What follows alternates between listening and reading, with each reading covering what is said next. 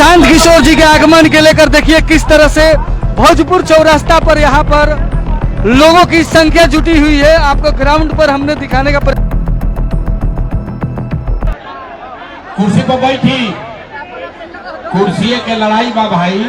सही बात में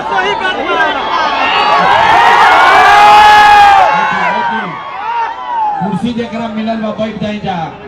नेताजी लोग एक बार कुर्सी पर बैठ जाता तो उठते नहीं थे। कुर्सी मिलल बा ओकरा के छोड़ के खड़ा हो जाता है। आप भाषण के बाद हाथ मिलाइएगा। आप सभी का भोजपुर की इस पवित्र धरती पर इस मैदान में इतनी गर्मी में समय निकाल कर आने के लिए बहुत बहुत शुक्रिया। आपका यहाँ पर आने के लिए आपका अभिनंदन कर रहे हैं। इस मंच पर बैठे हुए जन सुराज परिवार के हमारे सभी साथीगण जिन्होंने जन सुराज के इस अभियान को, इस सोच को घर घर हो गया, कितना नारा लगा होगा, जन सुराज के इस सोच को बिहार में गांव-गांव पहुंचाने में जिन लोगों ने मदद की है, जिनकी मदद से आप इस मैदान में जुटे हैं, मुझे मेरी बात कहने का अवसर दे रहे हैं, मैं सबका धन्यवाद कर रहा हूं। हमारे नाम है प्रशांत किशोर। भोजपुरी में बोली, भोजपुरी में बोला हिंदी में भाई सब रुको भाई, भोजपुरी में बोले हिंदी में, भोजपुरी में चले ना। तो हमारे नाम है प्रशांत किशोर। हम दोनों नेता ना हैं। रउआ सब इतना गर्मी में बस से गाड़ी से अपना गांव से चल के आइल बनी जा। सब आदमी सोच रहा बा कि कोनो नया नेता आइल बड़न प्रशांत किशोर, एगो नया दल बनल बा जन सुराज, आ एकर चुनाव चिन्ह स्कूल के बस्ता। हमने के जाई तो नेताजी कहियन कि सब आदमी स्कूल के बस्ता पर वोट दिहल जाओ तो अब के हाली बिहार में सुधार होई। के ये बात कहे नहीं की आई, हम ये बात कहे नहीं की आई रे भाई। हम नेता ना हैं या वोटो ना मांगी। आप लोग इतने दूर से यहाँ आए हैं, आप सोच रहे हैं कि प्रशांत किशोर यहाँ वोट मांगी हम, तो भाई हम वोट ना मांगी। वोट काहे ना मांगी जरूर समझ ली। ए भाई वोट मांगे वाला तो हर एक बरिश पर कोई ना कोई रउआ पास आवते बा। जे आई है कहलस कि हमरा के वोट दे दो, हम आई ना तो अब क्या हाल सब कामे हो जाए। ये सुन के पहले 40-45 वर्ष तक हमने के कांग्रेस के राज बनैनी जा, फिर 15 वर्ष गरीब के बेटा लालू जी के राजा बनावल गई। अभी 20 वर्ष से नीतीश बाबू कुर्सी पर बैठल बाड़ा। दिल्ली में हमने के मोदी जी के भी जिता के बैठा के देख लेनी जा। हमने के राउर लैकन के बक्सर में, भोजपुर में, डुमराव में राउर लैकन के जिंदगी ना सुधरल। तब आई मान कोनो प्रशांत किशोर रउआ अब आई मान कोनो प्रशांत किशोर रउआ हमार बात सुनब, हमरा पर भरोसा करके हमरा के वोट दे। एकर का गारंटी बा कि जीतला के बाद हम रउआ संगे धोखा ना करब। ए भाई वोट से पहले तो सब बढ़िया बतियावेला, वोट के बाद रउआ के धोखा देला। यही से हम वोट मांगबे ना करी। लेकिन इतना आदमी जुटल बनी जा तो सब आदमी मिल के अभी 15 मिनट में एगो रास्ता हमने के सिखल जाई, गरीबी से निकले के रास्ता। ये रास्ता अगर आपने सीख लिया तो फिर जरा के मन होके ओकरा के वोट दे दी। वोट जिसको मन है उसको दे दीजिए। लेकिन जो रास्ता अभी 15 मिनट में सिखाएंगे, वो रास्ता अगर वैसे वोट दिए तो और कुछ होती चाहे ना, आपके लिए, आपके बच्चों के लिए इसी बिहार में, डुमराव में, बक्सर में, भोजपुर में बढ़िया पढ़ाई या रोजगार के व्यवस्था निश्चित तौर पर। अब आदमी भकुआ के देखता ये भाई ऐसे कैसे होई। नेताजी लोग के ही कहलन कि हमरा के वोट देबो तब सुधार होई। प्रशांत किशोर कहता जरा के वोट देवे के बाद दे दो, लेकिन सुधार होइबे करी। आ जरा रास्ता सीखे के बाद हमरा बात पर भरोसा नहीं करे के, अपना आंख के सामने जादू देखी कि जौन रास्ता अभी रवैया से सीखो, ये सीख कर जाइएगा तो आपके बच्चों का भला होगा ही होगा। नहीं हो तो नेताजी का नहीं, मुखिया विधायक सांसद मंत्री का नहीं, अपना भाई अपना बेटा प्रशांत किशोर का गला पकड़िएगा। तब जकरा जकरा ये रास्ता सीखे के बाद 15 मिनट तक आपस में बात नहीं थे करे के, कोई ताली नहीं बजाना है, नारा नहीं लगाना है, भाई बहनों नहीं थे हाथे के, गर्मी लागता।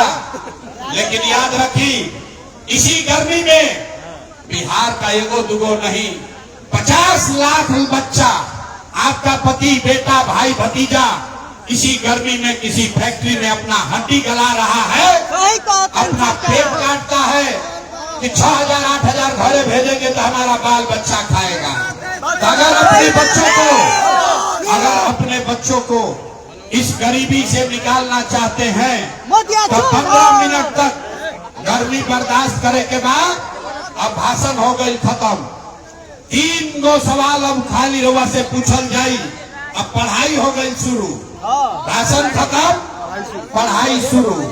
15 मिनट में एजा से ज्ञानी बन के रउआ जाई, रउआ पता चल जाई कि कौना वजह से बिहार में गरीबी बा, एकरा से निकले के रास्ता उपाय का बा। तो जकरा जकरा ये रास्ता सीखे के बाद उसको जब सवाल पूछेंगे तो हाथ उठा के खाली हाँ या ना बोले के बाद, हाथ काहे उठावे के बाद, ये भाई हथवे में सब दम बा, गरीब होके अमीर होके कमजोर होके बड़ियार होकर हथवे में सब दम बा। इसी हाथ से जिसका बटन दबा दीजिएगा वहीं से राजा पैदा हो जाएगा। अब बीच में बोले के नहीं थे, सब निकालो के जब बोलो भाषण मत कराओ जाना। सारे लोग जब सवाल पूछो तो हाँ या ना खाली कहे के बाद हाथ उठा के, पूरे भोजपुर के इस मैदान में जुटे हुए सारे लोग एक बार जरा सोच के बताइए, आपके गांव पंचायत में, डुमरांव में, भोजपुर में और कुछ हो या न हो, आपके लिए आपके बच्चों के लिए बढ़िया पढ़ाई और रोजगार का व्यवस्था होना चाहिए कि नहीं होना चाहिए? तो सबके उठावे के पड़ी, हाथ सबका उठाना है, सबको हाथ उठाकर बताना है, और कुछ हो या नहीं हो, पढ़ाई रोजगार होना चाहिए कि नहीं होना चाहिए? यार यहाँ के आदमी मैं जोर से बोलो, होना चाहिए,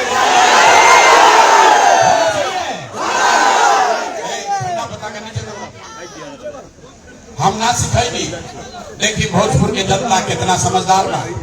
अरे भाई, आप पढ़े लिखे हैं या अनपढ़, हिंदू है या मुसलमान, अगड़े हैं या पिछड़े, महिला है या पुरुष, अमीर है या गरीब, युवा है या बुजुर्ग, सब आदमी कहल हो कि ना भैया और कुछ होके चाहे ना, हमनी के पढ़ाई रोजगार जरूर होके के चाहे।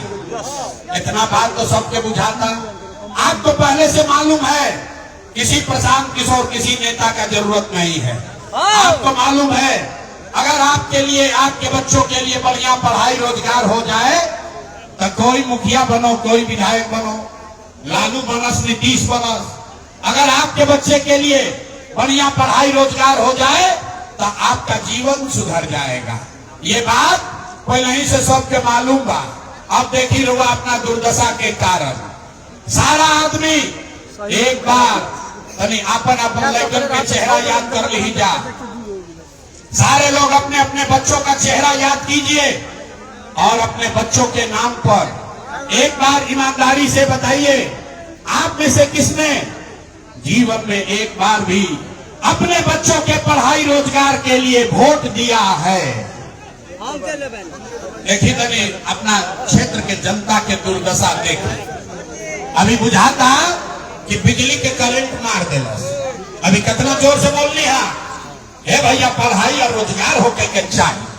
अरे भाई माइक दे दी, आधा आधा घंटा आदमी भाषण दी, हम कोई कहता लालू बर्बाद कर दिलो, कोई कह रहा है मोदी ने लूट लिया, कोई नीतीश को गरिया रहा है, कोई मुखिया को। अरे भाई आपने तो अपने बच्चों के पढ़ाई रोजगार के लिए अपने बच्चों के लिए वोटे नहीं दिया तो दूसरे को दोष क्यों देते हो? अब कोई खड़ा होके कही बिहार में बकैती बहुत बा, तो कोई बकैत खड़ा होके कही ए भैया एकर का गारंटी बा, कि अपना लड़कन खातिर वोट दिहल जाई तो हमने के पढ़ाई रोजगार मिली। कौना नेता के वोट दिहल जाओ, हमने के तो सब नेता के वोट दे के देख लेनी जा। बिल्कुल इसका गारंटी है, वोट के करा के बुझाए के दे दी ही आपके बच्चे को पढ़ाई रोजगार मिलेगा ही मिलेगा। हमारा बात पर भरोसा नहीं थे करे के अभी 2 मिनट में जादू देखी अपना आंख के सामने की राहुआ लड़का के पढ़ाई रोजगार कैसे मिली। सारे आदमी सोचकर दूसरे सवाल का जवाब दीजिए। आज तक आपने जिस नेता को भी वोट दिया, आज तक जौना नेता के हमने के वोट देनी जा, उन नेताओं ने आपका और आपके बच्चों का काम किया है कि नहीं किया है? नहीं किया तो अथवा उठा के बोले के बाद अथवा उठा के चाहिए ना, आवाज नहीं है, हाथ उठाकर बोलिए नेताओं ने आपका काम किया है कि नहीं किया? नहीं किया भाई, जोर से बोलिए, जोर से बोलिए, किया है कि नहीं किया? नहीं किया है ना। अब देखा भैया सब लोग बोलने बा, अब पलटिएगा मत, वीडियो में रिकॉर्ड हो गई, पूरा जवाब देख लेला। सब लोग कहल है ए भैया जौना नेता के वोट देनी जा आज तक हमनी के कोई कामे ना कैलस। तब जादू देखी हम गिनवावे शुरू करतनी, सही बोलो तो जोर से हाथ उठा के हाँ बोलो, बात गलत बोलो तो हम ना बोल दे, बात खत्म होई। अभी आंख के सामने दिखी कि रोजगार पढ़ाई कैसे मिली। पूरा बिहार में बक्सर डुमराव में बहुत सारे लोगों ने 5 किलो अनाज के लालच में मोदी जी को, भाजपा को वोट दिया है। तो बिहार में चाहे जितना चोरी भ्रष्टाचार बा, 1 किलो चोरी करके 4 किलो अनाज एजा के गरीब आदमी के मिलता कि नहीं के मिला? उठा के बोले के बाद 4 किलो अनाज यहाँ के लोगों को मिल रहा है कि नहीं मिल रहा है? आपने हमने वोट दिया हिंदू मुसलमान बन के। चुनाव से पहले सब हिंदू लोग कहलन ए भाई हमनी के दशा कुछो होके, डुमराव भोजपुर गांव के दशा कुछो होके, पहले अयोध्या में राम जी के मंदिर बने के चाहिए। तो भैया आपके गांव में नाली गली नहीं बना, स्कूल अस्पताल नहीं हुआ, भोजपुर डुमराव में फैक्ट्री नहीं लगी, आपको इंदिरा आवास नहीं मिला, लेकिन आपके वोट से अयोध्या में राम जी का मंदिर बना है कि नहीं बना है? हाथ सबके उठा के बोले दुबर ना कहा, मंदिर बना कि नहीं बना? आपने हमने कई लोगों ने वोट दिया नीतीश कुमार को, लोग कहल ना मोदी के ना देव, लालू के ना देव, हम तो नीतीश के वोट देव। हमारा बिहार में बिजली पानी सड़क चाहिए। लालू जी के राज में बिहार में बिजली पानी सड़क ना रहे, तो नीतीश के राज में इसी भ्रष्टाचार वाले बिहार में बिजली का बिल 1000 आए चाहे 2000, घरे घरे बिजली आया है कि नहीं आया है? आपने हमने वोट दिया जाति के नाम पर, अपना जात के नेता के। बिहार में आदमी कहेला जी ही चाहे मर जाई, अपना जाते वाला के वोट दे। तो आपके जात के नेता ने आपके बच्चों के लिए पढ़ाई रोजगार का बात नहीं किया, लेकिन जाति का बात और जाति का गिनती जनगणना पूरा बिहार में कराया है कि नहीं कराया है? अरे भाई जाति के जनगणना भइल बा कि नहीं के भइल? कार हिलैला पर काहे बोलते हो? हाथ उठाकर बोलो जाति का जनगणना हुआ है कि नहीं हुआ? आपने हमने वोट दिया सिलेंडर के लालच में मोदी जी के। सभे कहल कि अब सिलेंडरे पर खाना बनावल जाये, तो भैया सिलेंडर के दाम 1000 हो कि 1200, घरे घरे सिलेंडर बटाई बा कि नहीं के बटाई? आपने हमने वोट दिया मोदी का भाषण सुन के कि मोदी जी ने गुजरात में बड़ा विकास किया है। तो भैया मोदी गुजरात में तो विकास करता, पूरा देश का पैसा ले जाकर मोदी गुजरात के गांव गांव में फैक्ट्री लगा रहे हैं, और पूरे बिहार से, बक्सर, भोजपुर, कैमूर से आपके हमारे बच्चे गुजरात में जाकर नौकरी मजदूरी कर रहे हैं कि नहीं कर रहे हैं? भाई तो कौना बात पर वोट देनी जा कि नाम मिलल? अरे अपने अपने बच्चों के नाम पर कहा ए भैया जीवन में अपना लड़कन के पढ़ाई रोजगार खातिर वोट ना देने, ये जादू दिखावे आइल बानी। वोट ना मांगी, ये बात दिखावे आइल बानी। ये बात बताओ तनी भैया बोईबा बबूल तो आम कहाँ से खइब? वोट देता 5 किलो अनाज खाती तो रोजगार कैसे भेटाई? वोट दोगे जाति के नाम पर तो लइकन के पढ़ाई कहां से हुई। आपने अनाज के लिए वोट दिया, 4 किलो अनाज मिल रहा है। आपने मंदिर के लिए वोट दिया, अयोध्या में मंदिर बन गया। आपने बिजली के लिए वोट दिया, घर घर बिजली आ गई।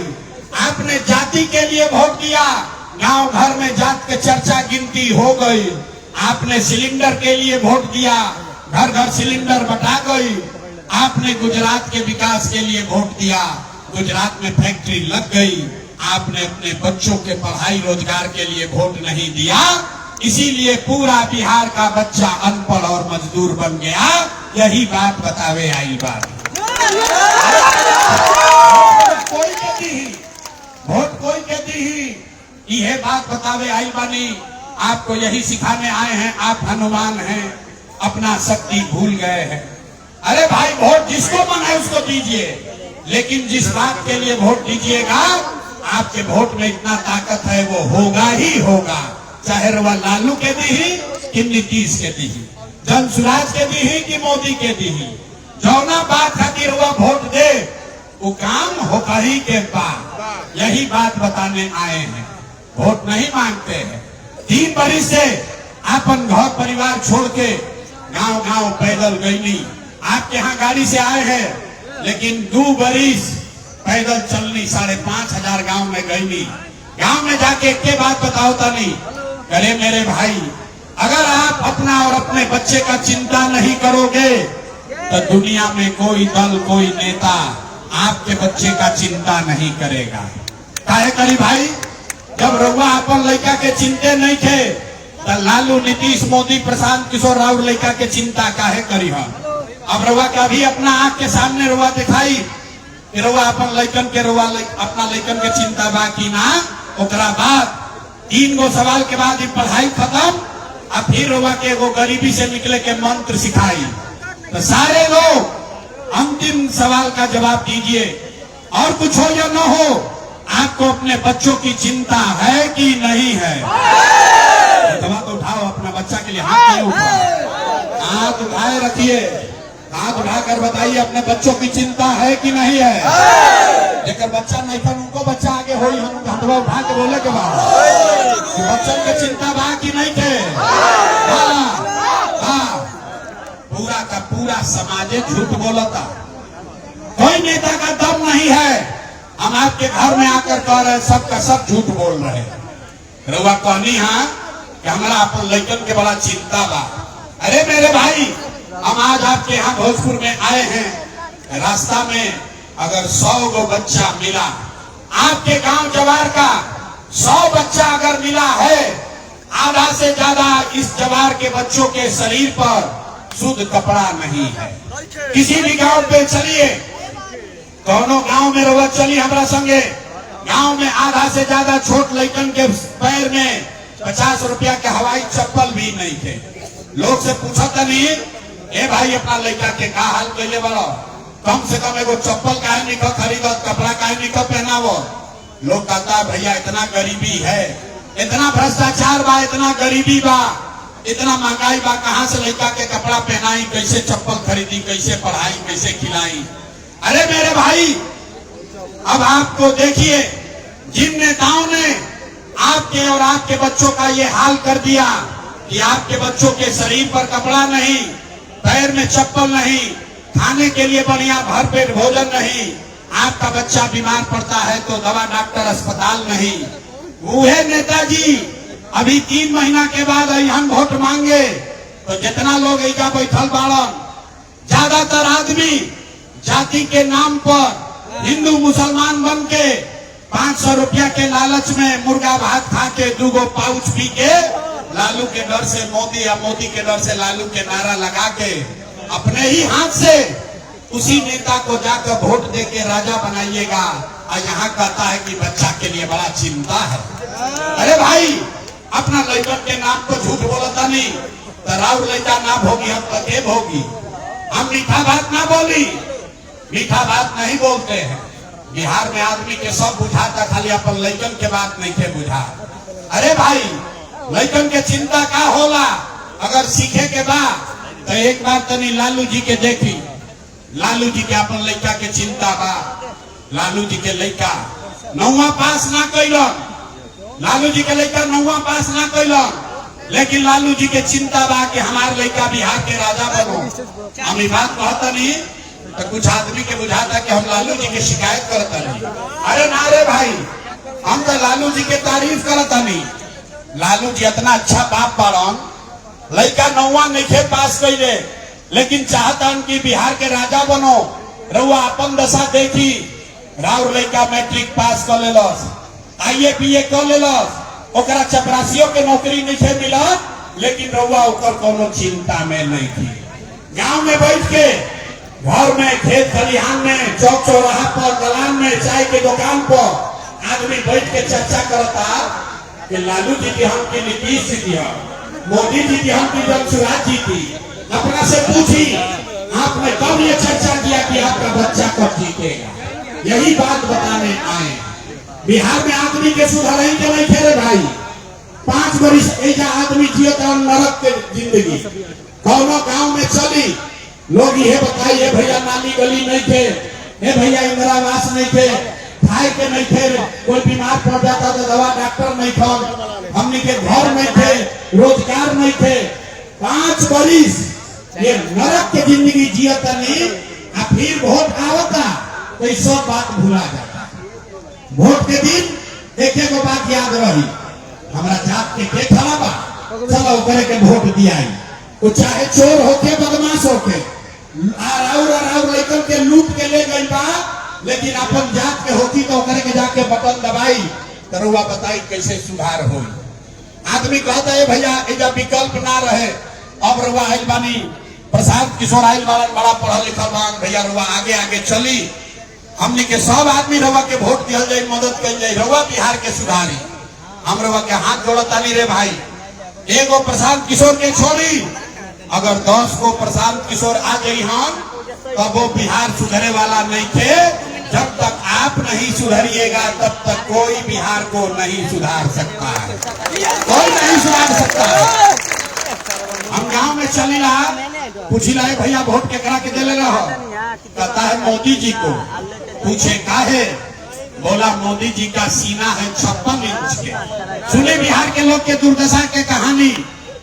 पूछे मोदी को वोट काहे दिए? बोला मोदी का सीना है 56 इंच का। पूछने के करा से का होई? बोला एकरा मोदी जी सब मियाँ जी लोग के मार के भगा दी, हम पाकिस्तान पर बम गिरा दी, हम पाकिस्तान के 4 टुकड़ा कर दी हम। देखिए बिहार के लोगों का दुर्दशा। अरे भाई तुमराव के गांव में बैठ के रउआ ये बुझाता कि मोदी के सीना 50 इंच बाकी 56 इंच, लेकिन अपन लइकन के, बिहार भर के लइकन के खैला बगैर सीना सिकुड़ा के 15 इंच भइल बा। ई रउआ लइके लोग को भाई न हो सकेला सुधार। हमारा भाषण देवे से कुछ ना होई, हमारा कितना बुर्बक मत बुझी। हम कतनो गला फाड़ ली जाके आदमी सुधारी हम ना, एजा से बहरिया निकली हम और फिर ये बात भुला गई। यही से रउआ के वो अभी मंत्र सिखाई, वो रास्ता वो मंत्र याद कर लीजिए और फिर उसके बाद जिसको मन है उसको वोट दीजिए। लेकिन जब अभी मंत्र सिखाई वैसे के तो और कुछ हो चाहे ना, दिवाली छठ के बाद रउआ लइकन के रोजगार पढ़ाई जरूर हो जाए। सारे लोग अब ध्यान से वो रास्ता सीखी, अगली बार जब वोट देने जाइए जेकरा के बुझाए ओकरा के वोट दी। लेकिन ये बात याद रखिए, जिन नेताओं ने बिहार को लूटा है, जिन नेताओं ने आपके बच्चों को अनपढ़ मजदूर बनाया है, जिसने आपके पेट पर लात मारा है, वो आपके जाति का हो या धर्म का, दल का हो या गांव का, उसको वोट नहीं देना है।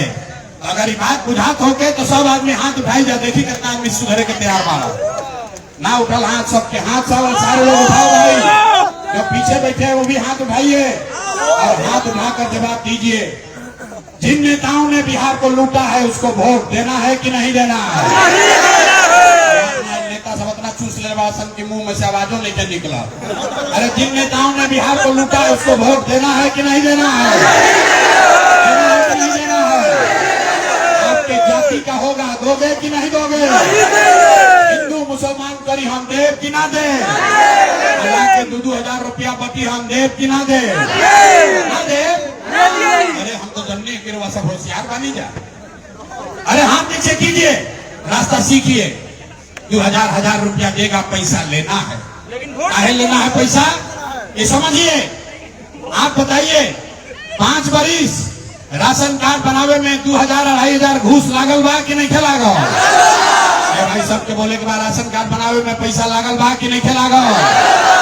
जाति प्रमाण पत्र बनावे में पैसा लागता कि नहीं लागल? जब भोजपुर के गांव गांव में 100 रुपया के शराब 300 रुपया में बेचाता कि नहीं बेचा? हाथ उठाकर बताइए, शराब बिक रहा है कि नहीं बिक रहा है? थाना में पुलिस वाला लूट रहा है कि नहीं लूट रहा है? सीओ पीडीओ जमीन के दाखिल खारिज में पैसा लेता है कि नहीं खा ले? बिजली के बिल ज्यादा आवता कि नहीं आवा? अरे भाई, तो 5 बरिस हमनिये से चंदा कह के लूट के पैसा जमा कैले वाला सन, वही में से भोटवा के समय ला के 1000-2000 दिया सन, तो हमनिये का अपने पैसा ले लेवे के बाद। लेकिन पैसा लेला के बाद एगो मंत्र याद करे के बाद, गरीबी से निकले वाला मंत्र। सारे लोग याद कर लीजिए, जीवन में एक बार संकल्प लीजिए। इस बार जब वोट देवे जाइए, इस बार जब वोट